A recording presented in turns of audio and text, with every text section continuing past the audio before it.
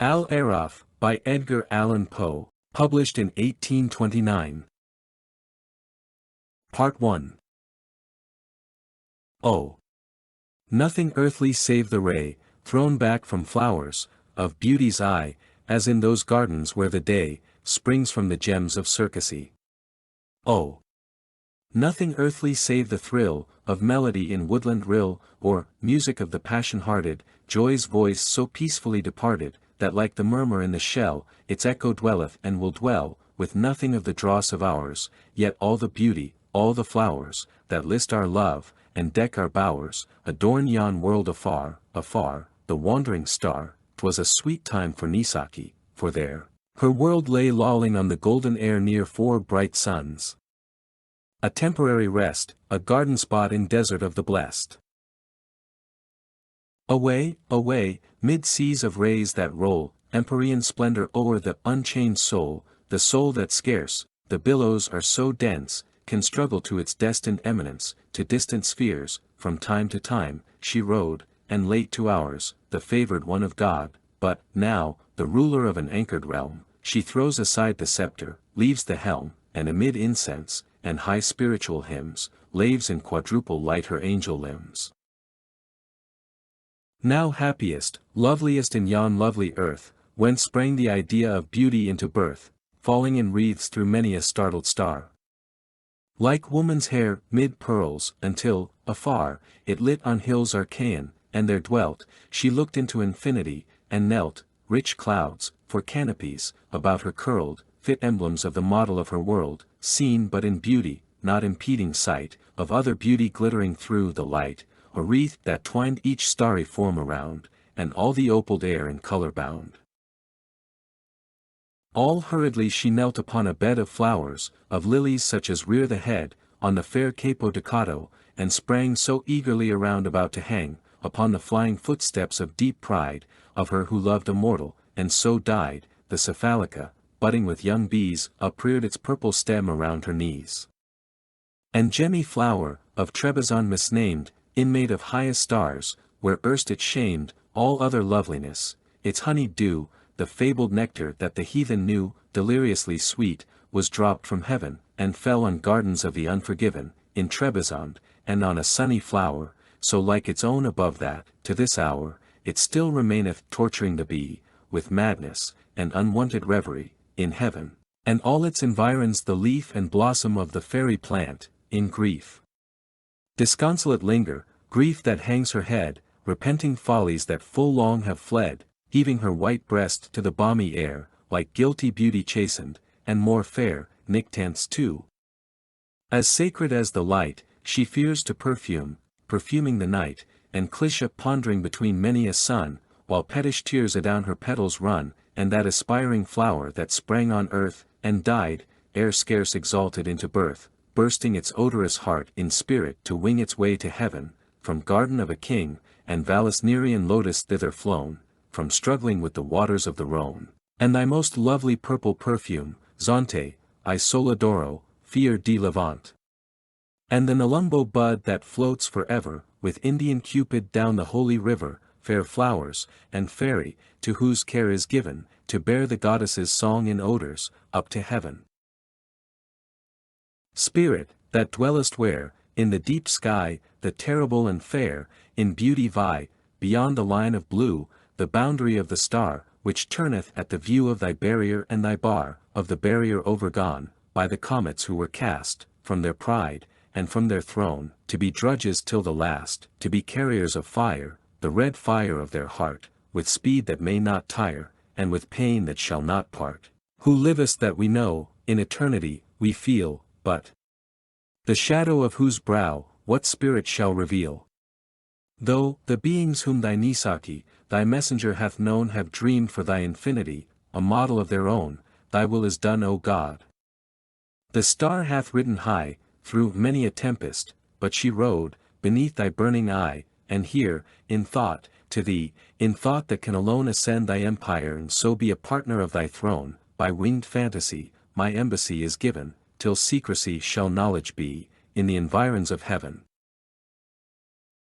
She ceased, and buried then her burning cheek, abashed, amid the lilies there, to seek a shelter from the fervor of his eye, for the stars trembled at the deity. She stirred not, breathed not, for a voice was there, how solemnly pervading the calm air, a sound of silence on the startled ear, which dreamy poets named the music of the sphere. Ours is a world of words, quiet we call silence. Which is the merest word of all, here nature speaks, and even ideal things, flap shadowy sounds from visionary wings. But ah! Not so when thus, in realms on high, the eternal voice of God is passing by, and the red winds are withering in the sky. What though, in worlds which sightless cycles run, linked to a little system, and one sun, where all my love is folly, and the crowd, still think my terrors, but the thunder cloud, the storm, the earthquake, and the ocean wrath. Ah, will they cross me in my angrier path? What though, in worlds which own a single sun, the sands of time grow dimmer as they run, yet thine is my resplendency, so given, to bear my secrets through the upper heaven. Leave tenantless thy crystal home, and fly, with all thy train, athwart the moony sky, apart, like fireflies in Sicilian night, and wing to other worlds another light, divulge the secrets of thy embassy, to the proud orbs that twinkle, and so be to every heart a barrier and a ban, lest the stars totter in the guilt of man. Up rose the maiden in the yellow night, the single-mooned eve, on earth we plight our faith to one love, and one moon adore, the birthplace of young beauty had no more, as sprang that yellow star from downy hours, up rose the maiden from her shrine of flowers, and bent o'er sheeny mountain in dim plain her way, but left not yet her Theracean reign. Part 2. High on a mountain of enamelled head, such as the drowsy shepherd on his bed of giant pasturage lying at his ease, raising his heavy eyelid, starts and sees with many a muttered hope to be forgiven, what time the moon is quadrate in heaven, of rosy head, that towering far away into the sunlit ether, caught the ray of sunken suns at eve, at noon of night. While the moon danced with the fair stranger light upreared upon such height arose a pile of gorgeous columns on the unburthened air, flashing from Parian marble that twin smile, far down upon the wave that sparkled there, and nursled the young mountain in its lair, of molten stars their pavement. Such as fall through the ebon air, besilvering the pall of their own dissolution, while they die, adorning then the dwellings of the sky, a dome, by linked light from heaven let down, sat gently on these columns as a crown, a window of one circular diamond there, looked out above into the purple air, and rays from God shot down that meteor chain, and hallowed all the beauty twice again, save when between the empyrean and that ring, some eager spirit flapped his dusky wing, but on the pillars, seraph eyes have seen the dimness of this world, that grayish green, that nature loves the best for beauty's grave, lurked in each cornice, round each architrave, and every sculptured cherub thereabout that from his marble dwelling ventured out seemed earthly in the shallow of his niche, Archaean statues, in a world so rich, friezes from Tadmor and Persepolis, from Baalbec, and the stilly, clear abyss of beautiful Gomorrah. Oh, the wave is now upon thee, but too late to save. Sound loves to revel near a summer night, witness the murmur of the grey twilight that stole upon the ear, in Iraco, of many a wild stargazer long ago, that stealeth ever on the ear of him, who, musing, gazeth on the distance dim, and sees the darkness coming as a cloud, is not its form, its voice, most palpable and loud. But what is this? It cometh, and it brings a music with it. 'Tis the rush of wings, a pause, and then a sweeping falling strain, and Nisaki is in her halls again, from the wild energy of wanton haste, her cheek was flushing, and her lips apart, and zone that clung around her gentle waist, had burst beneath the heaving of her heart, within the center of that hall to breathe, she paused and panted, Xanthi. All beneath the fairy light that kissed her golden hair, and longed to rest, yet could but sparkle there. Young flowers were whispering in melody, to happy flowers that night, and tree to tree, fountains were gushing music as they fell, in many a starlit grove, or moonlit dell, yet silence came upon material things. Fair flowers, bright waterfalls and angel wings, and sound alone that from the spirit sprang, bore burthen to the charm the maiden sang. 'Neath bluebell or streamer, or tufted wild spray, that keeps, from the dreamer, the moonbeam away, bright beings that ponder, with half-closing eyes, on the stars which your wonder hath drawn from the skies, till they glance through the shade, and come down to your brow, like eyes of the maiden who calls on you now. Arise, from your dreaming, in violet bowers, to duty beseeming these starlitten hours, and shake from your tresses encumbered with dew, the breath of those kisses that cumber them too. Oh how, without you love, could angels be blessed? Those kisses of true love, that lulled ye to rest. Up, shake from your wing each hindering thing, the dew of the night, it would weigh down your flight, and true love caresses. Oh, leave them apart, they are light on the tresses, but hang on the heart. Ligeia, Ligeia, my beautiful one, whose harshest idea will to melody run, oh, is it thy will on the breezes to toss, or, capriciously still, like the lone albatross, incumbent on night, as she on the air, to keep watch with delight on the harmony there? Ligeia, wherever thy image may be, no magic shall sever thy music from thee, thou hast bound many eyes in a dreamy sleep. But the strains still arise which thy vigilance keep, the sound of the rain, which leaps down to the flower, and dances again in the rhythm of the shower, the murmur that springs from the growing of grass are the music of things, but are mottled, alas. Away, then my dearest, oh hide thee away to springs that lie clearest, beneath the moon ray, to lone lake that smiles, in its dream of deep rest, at the many star isles that enjewel its breast, where wild flowers creeping, have mingled their shade, on its margin is sleeping full many a maid. Some have left the cool glade, and have slept with the bee, arouse them my maiden, on moorland and lea, go. Breathe on their slumber. All softly in ear, the musical number they slumbered to hear, for what can awaken an angel so soon whose sleep hath been taken beneath the cold moon, as the spell which no slumber of witchery may test, the rhythmical number which lulled him to rest. Spirits in wing, and angels to the view, 1,000 seraphs burst the empyrean through, young dreams still hovering on their drowsy flight, seraphs in all but knowledge, the keen light that fell, refracted, through thy bounds afar. O, death, from eye of God upon that star, sweet was that error, sweeter still that death, sweet was that error, even with us, the breath of science dims the mirror of our joy, to them, 'twere the summum and would destroy. For what, to them, availeth it to know, that truth is falsehood, or that bliss is woe? Sweet was their death, with them to die was rife with the last ecstasy of satiate life, beyond that death no immortality, but sleep that pondereth and is not, to be, and there, oh, may my weary spirit dwell, apart from heaven's eternity, and yet how far from hell, what guilty spirit, in what shrubbery dim, heard not the stirring summons of that hymn, but too, they fell. For heaven no grace imparts to those who hear not for their beating hearts, a maiden angel and her seraph lover. Oh where, and ye may seek the wide skies over, was love, the blind, near sober duty known? Unguided love hath fallen mid tears of perfect moan.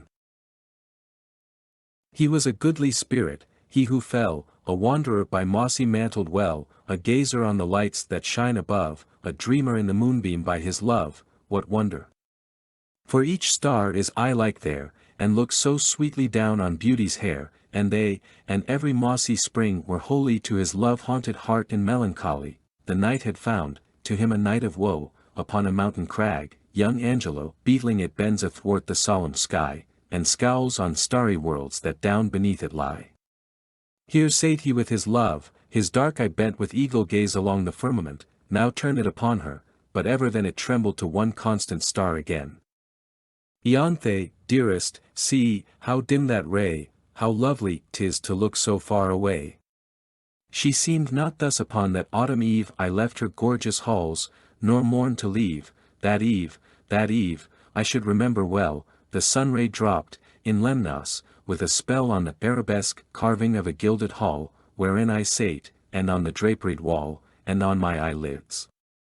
Oh, the heavy light, how drowsily it weight them into night, on flowers, before, and mist, and love they ran with Persian Sadi in his Gulistan, but oh, that light, I slumbered, death, the while, stole o'er my senses in that lovely isle so softly that no single silken hair awoke that slept, or knew that it was there. The last spot of earth's orb I trod upon was a proud temple called the Parthenon. More beauty clung around her columned wall than even thy glowing bosom beats withal, and when old time my wing did disenthrall then sprang I, as the eagle from his tower, and years I left behind me in an hour. What time upon her airy bounds, I hung one half the garden of her globe, was flung unrolling as a chart unto my view, tenantless cities of the desert too. Ianthe, beauty crowded on me then, and half I wished to be again of men. My Angelo, and why of them to be? A brighter dwelling place is here for thee, and greener fields than in yon world above, and women's loveliness. And passionate love. But list Ianthe. When the air so soft failed, as my pennon's spirit leapt aloft, perhaps my brain grew dizzy, but the world I left so late was into chaos hurled, sprang from her station, on the winds apart, and rolled, aflame, the fiery heaven athwart.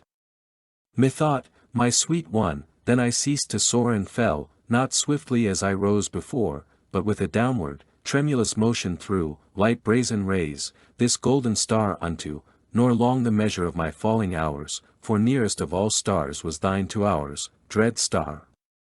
That came, amid a night of mirth, a red Daedalian on the timid earth.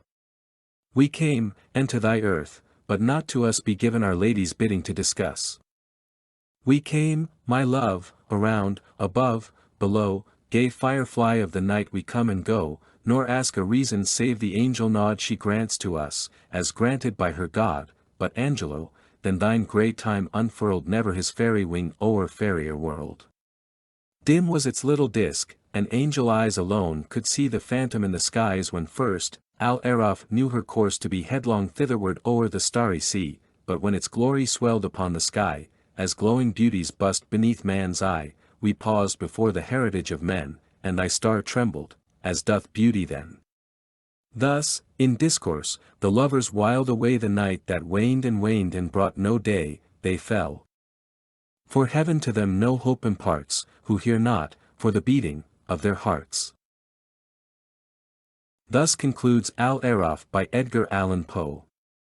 Check out more of this author's works and be sure to subscribe to Weird Audiobooks, where you will find a slew of other horror, occult-related and/or other works of the weird, as well as being notified of the next upload.